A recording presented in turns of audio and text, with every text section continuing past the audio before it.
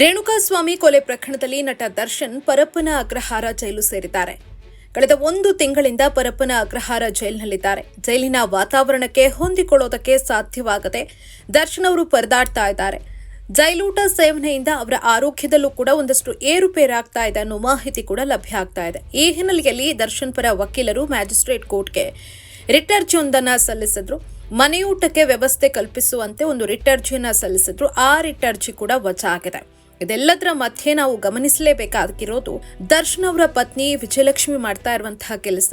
ನಿಮ್ಗೆಲ್ಲ ಗೊತ್ತೇ ಇದೆ, ವಿಜಯಲಕ್ಷ್ಮಿ ಹಾಗೆ ದರ್ಶನ್ ಪ್ರೀತಿಸಿ ಮದುವೆ ಆಗಿದ್ರು. ಆದ್ರೆ ದರ್ಶನ್ ಮಾಡಿದ ಕೆಲವೊಂದು ತಪ್ಪುಗಳಿಂದಾಗಿ ವಿಜಯಲಕ್ಷ್ಮಿ ಸಾಕಷ್ಟು ನೋವನ್ನ ಅನುಭವಿಸುತ್ತಲೇ ಬಂದ್ರು. ಪ್ರೀತಿಸಿ ಮದುವೆ ಆಗಿದ್ರು ಕೂಡ ದರ್ಶನ್ ಕೆಲವೊಂದು ಸಂದರ್ಭದಲ್ಲಿ ನಡ್ಕೊಂಡಂತಹ ರೀತಿಯಿಂದಾಗಿ ವಿಜಯಲಕ್ಷ್ಮಿ ಸಾಕಷ್ಟು ನೋವನ್ನ ಅನುಭವಿಸಿದ್ದಾರೆ. ಪವಿತ್ರ ಗೌಡ ವಿಚಾರದಲ್ಲಂತೂ ವಿಜಯಲಕ್ಷ್ಮಿ ಸಾಕಷ್ಟು ನೋವನ್ನ ತಿಂತಾನೆ ಇದ್ದಾರೆ. ಇವತ್ತು ದರ್ಶನ್ ಅವರು ಪರಪ್ಪನ ಅಗ್ರಹಾರ ಜೈಲು ಸೇರೋದಕ್ಕೆ ಮುಖ್ಯ ಕಾರಣ ಪವಿತ್ರ ಗೌಡ ಸಹವಾಸ ಅನ್ನೋದು ಎಲ್ರಿಗೂ ಗೊತ್ತಿರುವಂತಹ ಸತ್ಯ.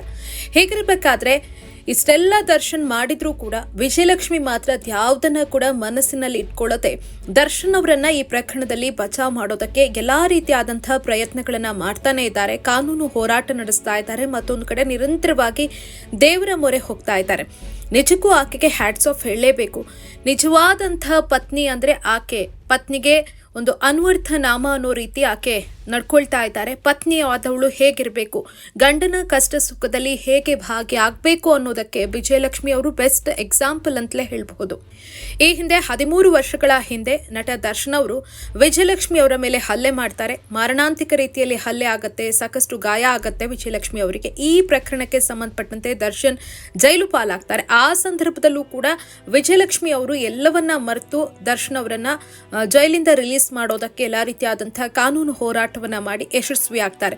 ಇದೆಲ್ಲವೂ ಆಯ್ತು, ದರ್ಶನ್ ಅವರು ಸರಿ ಇರ್ತಾರೆ ಅಂತ ಎಲ್ಲರೂ ಕೂಡ ಅಂದ್ಕೊಂಡ್ರು. ಮತ್ತೆ ದರ್ಶನ್ ಅವರು ಒಂದಷ್ಟು ವಿವಾದಗಳನ್ನ, ಒಂದಷ್ಟು ಸಮಸ್ಯೆಗಳನ್ನ ಮೈ ಮೇಲೆ ಹೇಳ್ಕೊಂಡ್ರು. ಇದೀಗ ಕೊಲೆ ಪ್ರಕರಣದಲ್ಲಿ 13 ವರ್ಷದ ಬಳಿಕ ಮತ್ತೆ ಜೈಲು ಸೇರಿದ್ದಾರೆ. ಅದು ಕೂಡ ಪತ್ನಿಗೆ ನೋವನ್ನ ಉಂಟು ಮಾಡಿ, ಪತ್ನಿಗೆ ಯಾರಿಂದ ನೋವಾಗತ್ತೆ ಅವರ ಜೊತೆನೇ ಸೇರ್ಕೊಂಡು ಇವತ್ತು ದರ್ಶನ್ ಅವರು ಜೈಲು ಪಾಲಾಗಿದ್ದಾರೆ.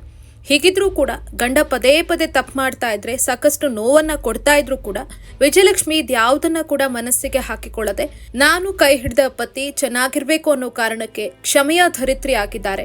ಆಕೆ ನಿಜಕ್ಕೂ ಭೂಮಿ ತೂಕದ ಹೆಣ್ಣು ಮಗಳು. ಆಕೆಗೆಷ್ಟು ಸಹನೆ, ಆಕೆಗೆಷ್ಟು ತಾಳ್ಮೆ ಅಂತ ಅನ್ಸ್ಬಿಡತ್ತೆ. ಎಂಥವ್ರಿಗಾದ್ರೂ ಆಕೆಯ ಪರಿಸ್ಥಿತಿ ನೋಡಿದ್ರೆ ಅಯ್ಯೋ ಅನ್ಸುತ್ತೆ. ಒಂದು ಕಡೆ ಮಗನ ಭವಿಷ್ಯವನ್ನ ರೂಪಿಸ್ಕೊಳ್ಬೇಕಾಗತ್ತೆ, ಮತ್ತೊಂದು ಕಡೆ ಪತಿಗಾಗಿ ನಿರಂತರ ಕಾನೂನು ಹೋರಾಟವನ್ನ ಮಾಡ್ತಾ ಇದ್ದಾರೆ. ಕಳೆದ 1 ತಿಂಗಳಿಂದ ದರ್ಶನ್ ಅವರು ಪರಪ್ಪನ ಅಗ್ರಹಾರದಲ್ಲಿದ್ದಾರೆ. 5 ಬಾರಿ ವಿಜಯಲಕ್ಷ್ಮಿ ಅವರು ಈಗಾಗಲೇ ಅವರು ಸದ್ಯ ಜೈಲಲ್ಲಿರುವಂತಹ ಸಂದರ್ಭದಲ್ಲಿ ದರ್ಶನ್ ಅವರನ್ನ ಭೇಟಿಯಾಗಿದ್ದಾರೆ. ಧೈರ್ಯ ತುಂಬುವಂತಹ ಕೆಲಸವನ್ನ ನಿರಂತರವಾಗಿ ಮಾಡ್ತಾ ಇದ್ದಾರೆ. ಆಕೆಗೆ ಎಷ್ಟು ಪ್ರೆಷರ್ ಇರಬಹುದು ಅಂದ್ರೆ, ಒಂದು ಕಡೆ ಮಗನ ಭವಿಷ್ಯದ ಬಗ್ಗೆ ಚಿಂತೆ ಮಾಡಬೇಕಾಗತ್ತೆ, ಪದೇ ಪದೇ ದರ್ಶನ್ ಅವರ ಆರೋಗ್ಯ ಕೈ ಕೊಡ್ತಾ ಇದೆ. ಮತ್ತೊಂದು ಕಡೆ ಕಾನೂನು ಹೋರಾಟವನ್ನ ಮಾಡಬೇಕಾಗತ್ತೆ, ಬೇಲ್ಗಾಗಿ ಒಂದಷ್ಟು ಓಡಾಟವನ್ನ ನಡೆಸಬೇಕಾಗತ್ತೆ. ಇದೆಲ್ಲವನ್ನ ಕೂಡ ಆಕೆ ಹೇಗೆ ಮ್ಯಾನೇಜ್ ಮಾಡ್ತಿದ್ದಾರೆ ಅನ್ನೋದು ನಿಜಕ್ಕೂ ಆಕೆಯ ಸ್ಥಿತಿ ನೋಡಿದ್ರೆ ಎಂಥವರಿಗೂ ಕೂಡ ಅಯ್ಯೋ ಅನ್ಸುತ್ತೆ. ರಾಮಾಯಣದಲ್ಲಿ ಬರುವಂತಹ ಸೀತೆ ಹೇಗೆ ಪತಿವ್ರತೆಯ, ಅದೇ ರೀತಿ ವಿಜಯಲಕ್ಷ್ಮಿ ಅಂತ ಹೇಳ್ಬೋದು. ಅಷ್ಟರ ಮಟ್ಟಿಗೆ ಆಕೆ ಪತಿಗಾಗಿ ಎಲ್ಲಾ ರೀತಿಯಾದಂತಹ ಸಮಸ್ಯೆಗಳನ್ನ ಎದುರು ಹಾಕೊಂಡು ಅದೆಲ್ಲವನ್ನ ಕೂಡ ಚಾಲೆಂಜ್ ಆಗಿ ಸ್ವೀಕರಿಸಿಕೊಂಡು ದರ್ಶನ್ಗೆ ಬೆಂಬಲವಾಗಿ ನಿಂತಿದ್ದಾರೆ. ಇನ್ನು ಕೊಲ್ಲೂರಿಗೂ ಕೂಡ ವಿಜಯಲಕ್ಷ್ಮಿ ದರ್ಶನ್ ಅವರು ಭೇಟಿ ಕೊಟ್ಟಿದ್ದಾರೆ. ಅಲ್ಲಿ ಚಂಡಿಕಾ ಯಾಗ ಮಾಡಿದ್ದಾರೆ. ಪತಿ ರಿಲೀಸ್ ಆಗಿ ಬರಬೇಕು, ಈ ಪ್ರಕರಣದಿಂದ ಮುಕ್ತರಾಗಿ ಬರಬೇಕು, ಅವ್ರಿಗೆ ಯಾವುದೇ ರೀತಿಯಲ್ಲೂ ಕೂಡ ಸಮಸ್ಯೆ ಆಗಬಾರ್ದು ಅನ್ನೋ ಕಾರಣಕ್ಕೆ ಮೊನ್ನೆ ಬಂಡಿ ಮಾಕಳಮ್ಮ ದೇವಸ್ಥಾನದಲ್ಲೂ ಕೂಡ ವಿಶೇಷವಾದಂತಹ ಪೂಜೆಯನ್ನ ಸಲ್ಲಿಸಿದ್ರು. ನಿಜಕ್ಕೂ ಆಕೆಯ ಓಡಾಟ, ಆಕೆಯ ಕಾನೂನು ಹೋರಾಟ ನೋಡಿದ್ರೆ ಪಾಪ ಅನ್ಸ್ಬಿಡತ್ತೆ. ಅದರಲ್ಲೂ ಕೂಡ ಎಂಥವರಿಗಾದ್ರೂ ಆ ಕೊಲ್ಲೂರು ದೇವಸ್ಥಾನದ ಹೊರಗಡೆ ಆಕೆ ಏಕಾಂಗಿಯಾಗಿ ಒಂದ್ ಕಡೆ ಮೊಬೈಲಲ್ಲಿ ಮಾತಾಡ್ತಾ ಏಕಾಂಗಿಯಾಗಿ ಆ ಕಡೆಯಿಂದ ಈ ಕಡೆ ಹೋಗ್ತಾ ಇದ್ದಂಥ ಸನ್ನಿವೇಶ ನೋಡಿದ್ರೆ ಅಯ್ಯೋ ಎಂಥವರಿಗೆ ಎಂಥ ಪರಿಸ್ಥಿತಿ ಬಂತಪ್ಪ. ದರ್ಶನ್ ಅವರು ಮಾಡಿದಂಥ ತಪ್ಪಿಗೆ ಇವತ್ತು ಆಕೆ ಎಷ್ಟು ಕಷ್ಟವನ್ನು ಅನುಭವಿಸ್ತಾ ಇದ್ದಾರೆ ಅಂತ ಅನಿಸ್ಬಿಡುತ್ತೆ.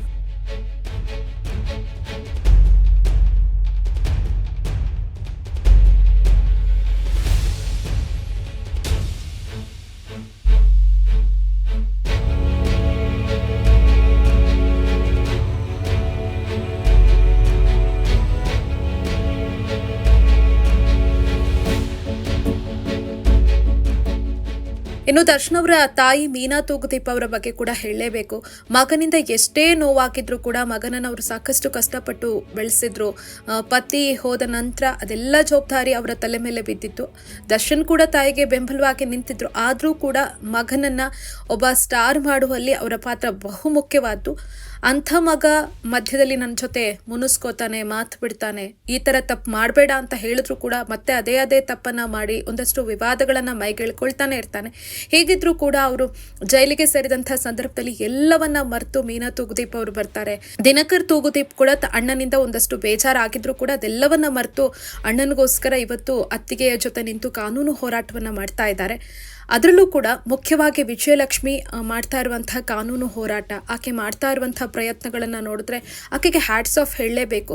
ಮೊನ್ನೆ DCM DK ಶಿವಕುಮಾರ್ ಅವರನ್ನ ಭೇಟಿ ಆಗ್ತಾರೆ. ತಮ್ಮ ಮಗನನ್ನ DK ಶಿವಕುಮಾರ್ ಅವರ ಸ್ಕೂಲ್ಗೆ ಸೇರ್ಪಡೆ ಮಾಡೋ ವಿಚಾರಕ್ಕೆ ಸಂಬಂಧಪಟ್ಟಂತೆ ಅವರು ಮಾತನಾಡೋದಕ್ಕೆ ತೆರಳಿದ್ರಂತೆ. ಅಲ್ಲೂ ಕೂಡ ಕಣ್ಣೀರ್ ಹಾಕ್ತಾರೆ. ಇವಾಗ ಅವರ ಮಗನನ್ನ ಸ್ಕೂಲಿಗೆ ಸೇರಿಸೋದು ಕೂಡ ಚಾಲೆಂಜೇ. ಯಾಕಂದ್ರೆ ಪತಿ ಜೈಲಲ್ಲಿದ್ದಂತಹ ಸಂದರ್ಭದಲ್ಲಿ, ಅದರಲ್ಲೂ ಕೂಡ ಒಬ್ಬ ಸ್ಟಾರ್ ನಟ ಈ ರೀತಿ ಪ್ರಕರಣದಲ್ಲಿ ಭಾಗಿಯಾದಂತಹ ಸಂದರ್ಭದಲ್ಲಿ ಸ್ಕೂಲಲ್ಲಿ ಮಗನನ್ನ ನೋಡುವಂತ ರೀತಿ ಕೂಡ ಬೇರೆ ಆಗಿರುತ್ತೆ. ಅವನಿಗೆ ಸ್ಕೂಲ್ಗೆ ಹೋಗೋದಕ್ಕೆ ಒಂದಷ್ಟು ಸಮಸ್ಯೆಗಳಾಗತ್ತೆ, ಮುಜುಗರಗಳನ್ನ ಎದುರಿಸಬೇಕಾದಂತಹ ಸಿಚುವೇಶನ್ಸ್ ಬರುತ್ತೆ. ಹಾಗಾಗಿ ಮಗನನ್ನ ಕೂಡ ಬ್ಯಾಲೆನ್ಸ್ ಮಾಡಬೇಕಾಗತ್ತೆ. ಇತ್ತ ದರ್ಶನ್ ಅವರನ್ನ ಕೂಡ ನಿರಂತರವಾಗಿ ಭೇಟಿಯಾಗಿ, ವಕೀಲರನ್ನ ಕೂಡ ನಿರಂತರವಾಗಿ ಭೇಟಿ ಆಗಬೇಕಾಗತ್ತೆ. ಮತ್ತೊಂದು ಕಡೆ ದೇವರ ಸಹಾಯ ಕೂಡ ಬೇಕು. ಹಾಗಾಗಿ ದೇವರ ಮೊರೆ ಹೋಗ್ತಾ ಇದ್ದಾರೆ. ಕೊಲ್ಲೂರಿಗೆ ಭೇಟಿ ಕೊಟ್ಟಿದ್ದಾರೆ. ಅಲ್ಲಿ ಒಂದಷ್ಟು ಪೂಜೆ ಪುನಸ್ಕಾರಗಳಲ್ಲಿ ತೊಡಗಿಸಿಕೊಂಡಿದ್ದಾರೆ. ಮತ್ತೊಂದು ಕಡೆ ಇಲ್ಲಿ ದರ್ಶನ್ ಅವರಿಗೂ ಕೂಡ ಧೈರ್ಯ ತುಂಬುವಂತಹ ಕೆಲಸವನ್ನ ಮಾಡ್ತಾನೆ ಇದ್ದಾರೆ. ಅವರ ಆರೋಗ್ಯ ಆಗಾಗ ಕೈ ಕೊಡ್ತಾ ಇದೆ. ಅಲ್ಲಿಗೆ ಹೋಗಿ ಒಂದಷ್ಟು ಸಮಾಧಾನವನ್ನ ಹೇಳಬೇಕಾಗತ್ತೆ. ನಾನಿದ್ದೀನಿ ನಿಮ್ಮ ಜೊತೆ ಅನ್ನೋ ಧೈರ್ಯ ತುಂಬುವಂಥ ಕೆಲಸವನ್ನ ಮಾಡಬೇಕಾಗತ್ತೆ.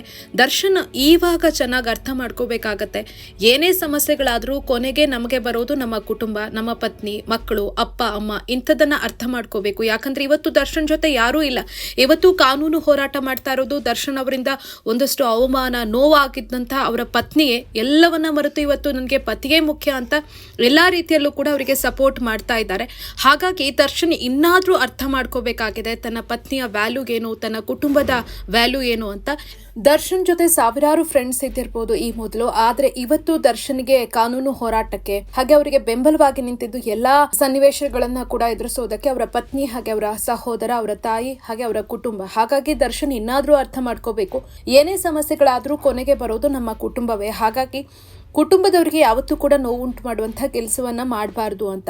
ಇನ್ನು ಸನ್ನಡತೆಯ ಆಧಾರದಲ್ಲಿ ಮೊನ್ನೆ ಪರಪ್ಪನ ಅಗ್ರಹಾರ ಕೇಂದ್ರ ಕಾರಾಗೃಹದಿಂದ 22 ವರ್ಷ ಜೀವಾವಧಿ ಶಿಕ್ಷೆಯನ್ನು ಅನುಭವಿಸಿದಂತಹ ಕೈದಿ ಚಿತ್ರದುರ್ಗ ಮೂಲದ ಸಿದ್ಧಾರೂಢ ಅವರು ರಿಲೀಸ್ ಆಗಿದ್ರು. ಅವರು ದರ್ಶನ್ ಅವರನ್ನ ನಾನು ಭೇಟಿ ಆಗಿದ್ದೀನಿ ಅಂತ ಸಂದರ್ಶನಗಳಲ್ಲಿ ಹೇಳ್ಕೊಂಡಿದ್ರು. ಅವ್ರು ಹೇಳ್ತಾರೆ, ದರ್ಶನ್ ಜೊತೆ ನಾನು ಮಾತಾಡ್ತಾ ದರ್ಶನ್ ಹೇಳಿದ್ರು, ಏನೇ ಆದರೂ ಕೂಡ ನಾವು ಕುಟುಂಬವನ್ನ ಬಿಡಬಾರ್ದು, ನಮಗೆ ಕೊನೆ ಕ್ಷಣದಲ್ಲಿ ಸಮಸ್ಯೆಗಳಾದಾಗ ಕುಟುಂಬವೇ ಬರೋದು ಅಂತ. ಹಾಗಾಗಿ ಈಗಾದ್ರೂ ದರ್ಶನ್ ಅವರಿಗೆ ಕುಟುಂಬದ ವ್ಯಾಲ್ಯೂ ಅರ್ಥ ಆಗತ್ತಾ, ಪತ್ನಿ ವಿಜಯಲಕ್ಷ್ಮಿ ಅವರ ವ್ಯಾಲ್ಯೂ ಅರ್ಥ ಆಗತ್ತಾ, ಆಕೆ ಮಾಡಿದಂತಹ ತ್ಯಾಗ, ಆಕೆ ಮಾಡಿದಂತಹ ಸಹಾಯ, ಆಕೆಯ ಧೈರ್ಯ, ಇದೆಲ್ಲವೂ ಕೂಡ ಅರ್ಥ ಆಗತ್ತಾ, ಇನ್ನಾದ್ರೂ ಕೂಡ ಅವ್ರ ಜೊತೆ ಚೆನ್ನಾಗಿರ್ತಾರ ಅನ್ನೋದು ಕುತೂಹಲ. ಅಭಿಮಾನಿಗಳ ಹಾರೈಕೆ ಕೂಡ ಅದೇ.